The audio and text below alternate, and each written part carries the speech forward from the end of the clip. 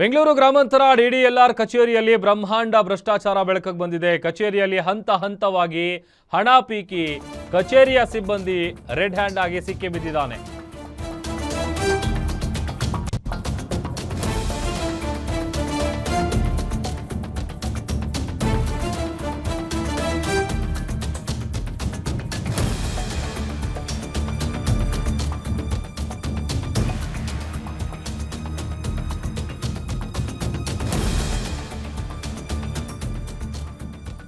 ಬೆಂಗಳೂರು ಗ್ರಾಮಾಂತರ ಡಿಡಿಎಲ್ಆರ್ ಕಚೇರಿಯಲ್ಲಿ ಬ್ರಹ್ಮಾಂಡ ಭ್ರಷ್ಟಾಚಾರ ಬಯಲಿಗೆ ಬಂದಿದೆ. ಕಚೇರಿಯಲ್ಲಿ ಹಂತ ಹಂತವಾಗಿ ಹಣ ಪೀಕಿ ಕಚೇರಿಯ ಸಿಬ್ಬಂದಿ ಸಿಕ್ಕಿಬಿದ್ದಿದ್ದಾರೆ. ಪ್ರಕರಣವೊಂದರ ಅಂತಿಮ ಆದೇಶ ಪಡೆಯೋದಕ್ಕೆ 50,000 ರೂಪಾಯಿ ಲಂಚಕ್ಕೆ ಬೇಡಿಕೆ ಇಟ್ಟಿದ್ರಂತೆ. Deputy director of land records ಅಧಿಕಾರಿಯ ವಿರುದ್ಧ ಈ ತರದ ಒಂದು ಗಂಭೀರ ಆರೋಪ ಕೇಳಿಬರ್ತಾ ಇದೆ. ಅದು ಡಿಡಿಎಲ್ಆರ್ ಅಧಿಕಾರಿ ಕುಸುಮಲತಾ ವಿರುದ್ಧ ಭ್ರಷ್ಟಾಚಾರದ ಆರೋಪ.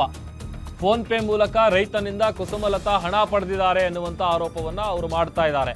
ಕಚೇರಿಗೆ ಭೇಟಿ ನೀಡಿ ಡಿಡಿಎಲ್ಆರ್ಗೆ ಪ್ರಶ್ನೆಯನ್ನ ಮಾಡಿದ್ದಾರೆ ಲಾಯರ್ ನಿಖಿಲ್.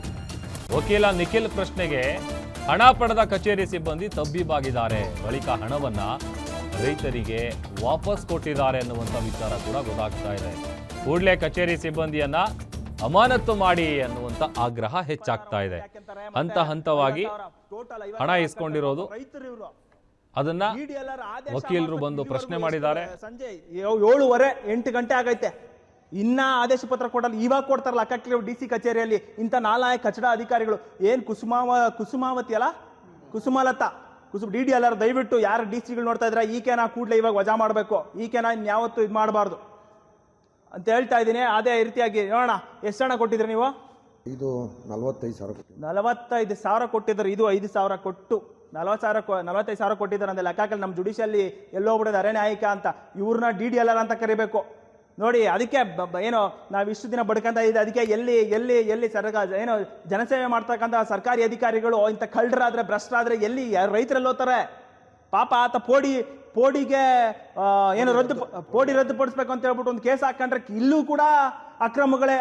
ಇದನ್ನ ಯಾರು ಪ್ರಶ್ನೆ ಮಾಡೋರು? ಇವ್ರನ್ನ ಕೇಳಿದ್ರೆ ನಾನು ಸಾಚ ತರ ನಾನ್ ದೊಡ್ಡ ಸಾಚ ಅಂತ ಬಿಲ್ಡಪ್ ಕೊಡ್ತಾವ್ರು ಇವರು. ನೋಡೋಣ ಮುಂದೆ ಇದ್ರ ಯಾವ ಲೆವೆಲ್ಗೆ ಹೋಗುತ್ತೆ ನೋಡೋಣ. ನಮ್ಗೆ ಥ್ರೆಟ್ನಿಂಗು ಬರ್ಬೋದು, ಅವೆಲ್ಲ ನಾ ತಲೆನೇ ಕೆಡ್ಸ್ಕೊಳಲ್ಲ. ಪಾಪ ಇವ್ರು ನ್ಯಾಯ ದೊರಕಿಸ್ಬೇಕು ಅನ್ನೋ ಒಂದು ಉದ್ದೇಶಕ್ಕೋಸ್ಕರವಾಗಿ ನಾವು ಇಲ್ಲಿ ಇಷ್ಟೊತ್ತವರೆಗೂ ಕಾತೀವಿ. ರಾತ್ರಿ 8 ಗಂಟೆ ಸುಮಾರಾಗೈತೆ. ಈಕೆ ಇವಾಗ ಓದ್ತಾವಳೆ ಏನು ಕುಸುಮಲತಾ ಅನ್ನೋರು ಈಗ ಓದ್ತಾವ್ರೆ ನಾಲಾಯಕ್ ಸರ್ಕಾರಿ ಅಧಿಕಾರಿ.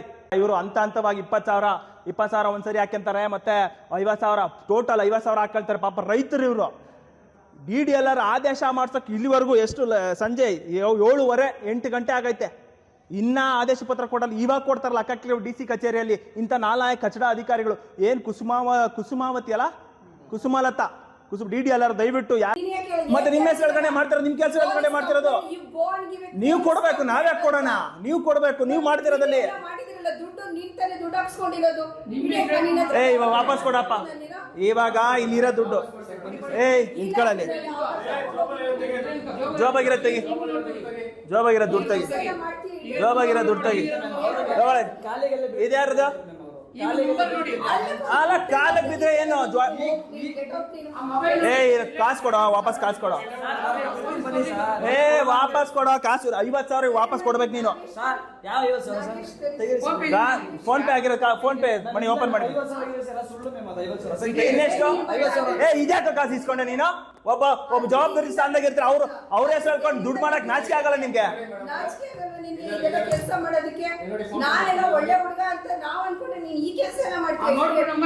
ಏನ್ ಕೆಲಸ ಮಾಡೋದ್ ನೀನ್ ಇಲ್ಲಿ? ಮೇಡಮ್ ಇವ್ರನ್ನೆಲ್ಲ ಸಾಕಿರೋರು ನೀವೇ. ಯಾಕಂದ್ರೆ ಇವ್ರಿಗೆ ಇದೊಂದೇ ವಿಚಾರ ಅಲ್ಲ, ನಾವ್ ಇದೊಂದು ಸಿಕ್ಕಾಕೊಂಡವ್ರ ನೀವು ಅವ್ರನ್ನ ಬೈತಾ ಇದ್ದೀರಾ. ಮತ್ತೆ ನಿಮ್ಮ ಹೆಸರು ಹೇಳ್ಕೊಂಡೆ ಮಾಡ್ತಿರೋದು, ನಿಮ್ ಕೆಲಸ ಹೇಳ್ಕೊಂಡೆ ಮಾಡ್ತಿರೋದು. ನೀವು ಕೊಡ್ಬೇಕು, ನಾವ್ಯಾಕೆ ಕೊಡೋಣ? ನೀವು ಕೊಡ್ಬೇಕು, ನೀವು ಮಾಡ್ತಿರೋದಲ್ಲಿ. ಇವಾಗ ವಾಪಸ್ ಕೊಡಪ್ಪ. ಇವಾಗ ಮಹೇಶ್ ನಮ್ಮ ಪ್ರತಿನಿಧಿ ಹೆಚ್ಚಿನ ಡೀಟೇಲ್ಸ್ ಅನ್ನ ಕೊಡ್ತಾರೆ. ಮಹೇಶ್, ಡಿಡಿಎಲ್ಆರ್ ಆಫೀಸಲ್ಲಿ ಲಂಚಾವತಾರ ದೊಡ್ಡ ಮಟ್ಟದಲ್ಲಿ ನಡೀತಾ ಇರೋದು ಗೊತ್ತಾಗ್ತಾ ಇದೆ. ಇಲ್ಲಿ ಸರ್ಕಾರಿ ಕೆಲಸ ಮಾಡುವಂಥ ಅಧಿಕಾರಿಗಳೇ ಇಲ್ಲಿ ಭ್ರಷ್ಟಾಚಾರ ಮಾಡೋದಕ್ಕೆ ಇಳಿದುಬಿಟ್ರೆ ಜನಸಾಮಾನ್ಯರ ಗತಿ ಏನು? ಎಸ್ ಪ್ರಭು, ಏನು ಬೆಂಗಳೂರು ಗ್ರಾಮಾಂತರ ಜಿಲ್ಲೆಯ ಡಿಡಿಎಲ್ಆರ್ ಆಫೀಸ್ ಅಲ್ಲಿ ಬ್ರಹ್ಮಾಂಡ ಭ್ರಷ್ಟಾಚಾರ ಈಗ ಬೆಳಕಿಗೆ ಬಂದಿರುವಂತದ್ದು. ಈ ಪ್ರಕರಣದ ಹಿನ್ನೆಲೆನ ನೋಡೋದಾದ್ರೆ ಒಬ್ಬ ರೈತ ಏನು ಪೋಡಿ ವಿಚಾರವಾಗಿ ಪೋಡಿ ಕ್ಯಾನ್ಸಲೇಷನ್ಗೆ ಅರ್ಜಿ ಸಲ್ಲಿಸ್ಕೊಂಡಿರ್ತಾರೆ, ಅಂದ್ರೆ ಪ್ರಕರಣ ದಾಖಲಿಸಿರ್ತಾರೆ. ಅಂದ್ರೆ ನೆಲಮಂಗಲ ತಾಲೂಕಿನ ಒಬ್ಬ ರೈತ ಪ್ರಕರಣ ದಾಖಲಿಸಿರ್ತಾರೆ. ಆದ್ರೆ ಈ ಪ್ರಕರಣ ಇತ್ಯರ್ಥಕ್ಕೆ ಬಂದು ಎಲ್ಲ ಆಗಿರುತ್ತೆ. ಆದ್ರೆ ಆದೇಶದ ಪ್ರತಿಯನ್ನ ಕೊಡ್ಲಿಕ್ಕೆ ಇವರು ಡಿಡಿಎಲ್ಆರ್ ಆಫೀಸಲ್ಲಿ ಕೆಲಸ ಮಾಡುವಂತ ಸಿಬ್ಬಂದಿ 50,000ಕ್ಕೆ ಬೇಡಿಕೆಯನ್ನು ಇಡ್ತಾರೆ. ಆದ್ರೆ ಹಂತ ಹಂತವಾಗಿ ಫೋನ್ ಪೇ ಮುಖಾಂತರ ಮತ್ತೆ ಕ್ಯಾಶ್ ಮುಖಾಂತರ ಹಣವನ್ನ ಪಡೆದಿರ್ತಾರೆ. ಸಾಕಷ್ಟು ನೊಂದಂತ ರೈತ ಕೆಲ ಸಾಮಾಜಿಕ ಕಾರ್ಯಕರ್ತರಿಗೆ ಫೋನ್ ಮಾಡಿ ತಿಳಿಸಿದ್ಮೇಲೆ ಮತ್ತೆ ಅವರ ಪರವಾಗಿ ವಕೀಲರನ್ನ ಏನು ಅಲ್ಲಿ ಡಿಡಿಎಲ್ ಆಫೀಸ್ಗೆ ಕರ್ಸ್ಕೊಂಡು ಈ ತರ ನನಗೆ ಅನ್ಯಾಯ ಆಗಿದೆ ಅಂತೇಳಿ ಏನು ತಮ್ಮ ವಕೀಲರಿಗೆ ತಿಳಿಸ್ಕೊಡ್ತಾರೆ. ಆಗ ಈ ಪ್ರಕರಣ ಬೆಳಕು ಬರುವಂತದ್ದು.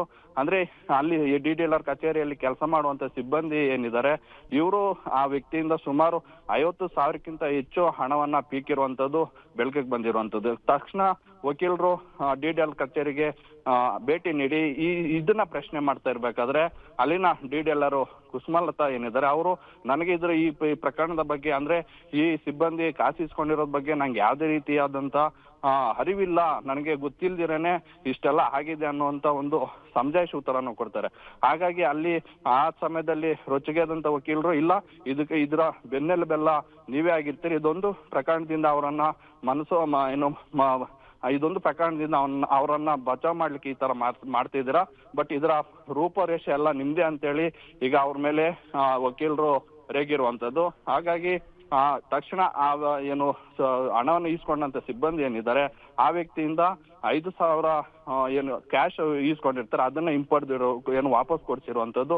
ಮತ್ತೆ ವಕೀಲರು ಏನು ಆಗ್ರಹ ಮಾಡ್ತಾ ಇದಾರೆ ಅಂದ್ರೆ ಇದೊಂದೇ ಪ್ರಕರಣ ಅಲ್ಲ, ಇನ್ನು ಸಾಕಷ್ಟು ಪ್ರಕರಣಗಳು ಡಿಡಿಎಲ್ ಕಚೇರಿಯಲ್ಲಿ ಇದೇ ರೀತಿ ಆಗ್ತಿದೆ. ಆದ್ರೆ ಆ ಸಂಬಂಧಪಟ್ಟ ಅಧಿಕಾರಿಗಳಾಗ್ಲಿ ಜಿಲ್ಲಾಧಿಕಾರಿಗಳಾಗ್ಲಿ ಇಂಥ ಪ್ರಕರಣಗಳನ್ನ ಬೇಯಿಸೋ ರೀತಿ ಆಗ್ಲಿ ಅಧಿಕಾರಿಗಳಿಗೆ ಶಿಕ್ಷೆ ಕೊಡುವಂತ ಪರಿಸ್ಥಿತಿಯನ್ನ ತಂದೊಡ್ತಾ ಇಲ್ಲ.